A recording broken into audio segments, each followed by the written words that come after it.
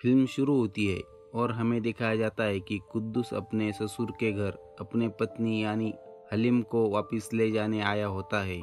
उसने 2 साल पहले हलीम को तलाक दिया होता है, पर अब वो उसे वापस लेने आया होता है। यह बात जब वो अपने ससुर बालू मियाँ से कहता है, तब वे उसे कहते हैं कि धर्म के रीति रिवाज के अनुसार एक बार तलाक देने के बाद तुम उसे वापस नहीं ले जा सकते। इस पर कुद्दूस उन्हें कहता है कि मैंने गुस्से में एकदम से उसे तलाक दिया था और कुरान के अनुसार तलाक 3 महीने हर एक महीना एक बार कुछ पंच लोगों के सामने दिया जाता है और मैंने ऐसा कुछ भी नहीं किया, तो मेरा तलाक नहीं कहलाता। इस पर ससुर उसे कहते हैं कि अगर तुम हलीम को इतना ही प्यार करते थे तो उसे तलाक क्यों दिया। इस पर हमें पता चलता है कि कुद्दूस की माँ हलीम के लिए बहुत बुरी थी। एक तो कुद्दूस अपनी माँ को कुछ बोल नहीं सकता था और दूसरी तरफ उसे हलीम का दुख देखा नहीं जाता। फिर हलीम को और पीड़ा नहीं सहनी पड़े, इसलिए कुद्दूस उसे तलाक देता है। पर अब उसकी माँ गुजर चुकी है, इसलिए वो अपनी पत्नी हलीम को वापस लेने आया है और इसके बाद वो अगले हफ्ते आएगा। आप सोच के बताना। यह उन्हें बताता है और चला जाता है। घर के अंदर से हलीम यह सब सुन रही होती है। कुद्दूस उसे वापस लेकर जाने वाला होता है। यह सुनकर वो खुश होती है। अगले दिन बालू मियाँ कहते हैं कि हलीम अपने पति कुद्दूस के पास नहीं जा सकती। जहाँ तक उन्हें पता है, कुरान के अनुसार एक तलाक दी हुई औरत दूसरे आदमी से शादी कर सकती है, पर वापस अपने पति के पास नहीं जा सकती। फिर वो बताते हैं कि मैं इस पर मौलाना जी से पूछूंगा। मौलाना से पूछने पर मौलाना उन्हें बताते हैं कि कुरान के अनुसार अगर कुद्दूस को हलीम से वापस शादी करनी हो तो पहले हलीम को किसी दूसरे आदमी के साथ शादी करनी होगी, और जब वो आदमी उसे तलाक देगा फिर उसके बाद ही कुद्दूस हलीम से शादी कर सकता है, और इस पर दूसरा कोई उपाय नहीं है। यह सुनकर बालू मियाँ दुखी होकर वहां से चले जाते हैं। अब अगला हफ्ता आता है। कुद्दूस वापस अपने ससुर बालू मियाँ के घर उनका फैसला सुनने आता है। फिर गांव के कुछ पंच और रिश्तेदार भी जमा होते हैं। फिर वे कुद्दूस को रीति रिवाज के अनुसार हलीम को ले जाने के लिए कहते हैं, और जब कुद्दूस रीति रिवाज के बारे में पूछता है तब वे लोग मौलाना जी ने जो बताया है वह कुद्दूस को बताते हैं। यह सुनकर कुद्दूस शॉक हो जाता है, उसे कुछ भी समझ नहीं आता। अंदर हलीम भी यह सुनकर दुखी हो जाती है। इस पर कुद्दूस उन्हें कहता है कि मुझे तो यह पता ही नहीं था। फिर एक पंच उसे पूछते हैं कि क्या तुम हलीम से सच्चा प्यार करते हो और उसे वापस ले जाना चाहते हो। इस पर कुद्दूस हाँ कहता है। फिर वे पंच बोलते हैं कि वे एक काम करेंगे, वे हलीम की टेम्पररी शादी किसी आदमी के साथ कर देंगे और उसे हलीम को तलाक देने के लिए कहेंगे, और जब वो आदमी हलीम को तलाक देगा फिर तुम वापस हलीम से शादी कर लेना। उसके बाद वे पंच चले जाते हैं। फिर कुद्दूस अपने ससुर बालू मियाँ से पूछता है कि इस रीति रिवाज के बारे में हलीम से पूछा है क्या, और फिर वे हलीम से पूछते हैं कि इस पर तुम्हारा क्या कहना है। फिर हलीम कुद्दूस को बताती है कि मुझे इसके बारे में कुछ भी पता नहीं और मैं कुछ जानना भी नहीं चाहती। मुझे सिर्फ आपके साथ रहना है, आपके साथ ही शादी करनी है। इसके लिए मैं इस रीति रिवाज से गुजरने के लिए तैयार हूँ। फिर कुद्दूस यह सुनकर अपने ससुर बालू मियाँ को कहता है कि ठीक है, फिर आप एक लड़का ढूंढो और उसकी शादी हलीम से करा दो, और जब वो हलीम को तलाक देगा फिर मैं वापस हलीम से शादी कर लूंगा। अगले सीन में कुद्दूस अपने दोस्त के पास बैठा होता है। तब उसके दिमाग में बहुत सारे विचार आते हैं।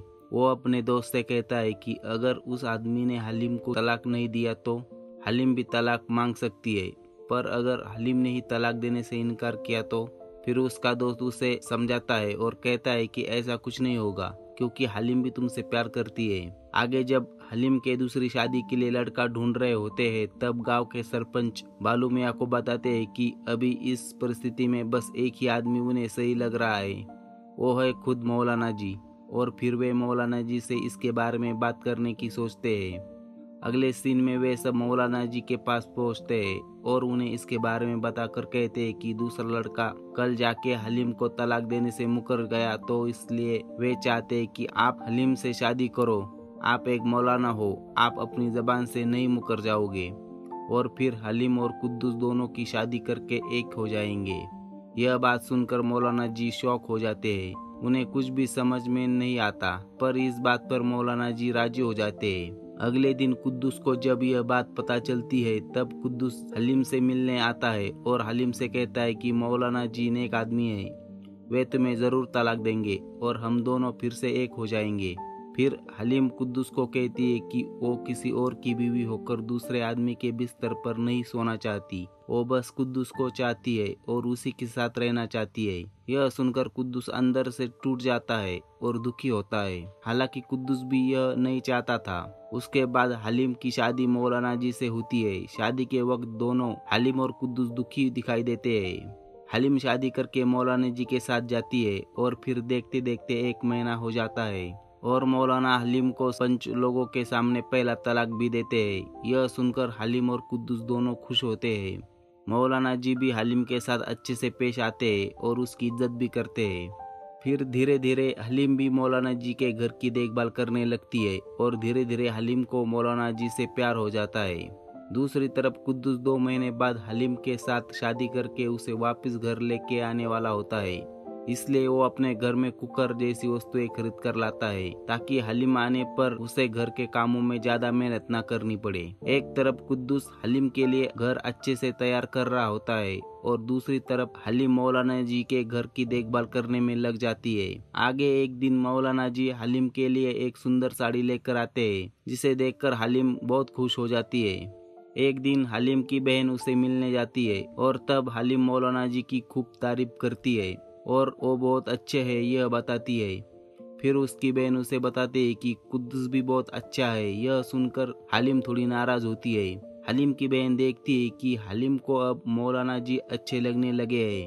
अब दूसरा महीना होता है। दूसरा तलाक देने के लिए हलीम को बाहर बुलाया जाता है। बाहर आने के बाद मौलाना जी उसे दूसरा तलाक देते हैं। उसके बाद कुद्दूस खुश होकर हलीम की तरफ देखता है, पर हलीम इस बार कुद्दूस की तरफ नहीं देखती और वापस घर में चली जाती है।